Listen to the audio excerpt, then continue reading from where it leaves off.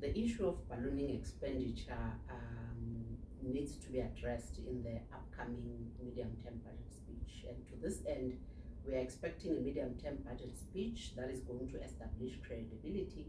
We are expecting a medium-term budget speech that is actually going to chart a path towards ensuring that we deal with the crisis that we are facing as a country. We're expecting a medium-term budget speech that is actually going to have interventions that are going to address the confidence levels that are at a record low at the country at the moment. And from a business perspective, we are very clear that this needs to be a very tough budget that is going to focus on trimming the fat. It needs to be a budget that is going to concentrate on revenue collection. It needs to be a budget that is going to have meaningful restraint around the public sector wage bill. It needs to be a budget that is actually going to prioritize the necessary social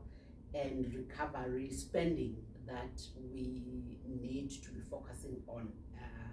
as a country. So if we fail to address some of these critical issues as business is expecting in the country, I'm worried that it might be difficult for South Africa to actually approach the global capital markets. We are in a situation where all emerging economies are trying to access capital markets, are trying to get funding, and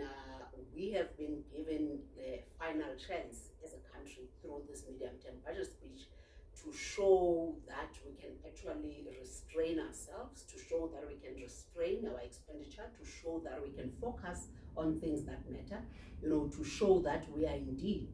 on a path towards ensuring that our recovery as a country is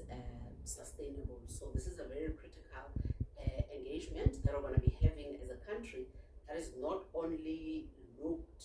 upon or looked at by the local business community and the local investors, but the international community is also going to be waiting with bated breath in terms of what comes out from South Africa as far as our focus and our priorities concerned as a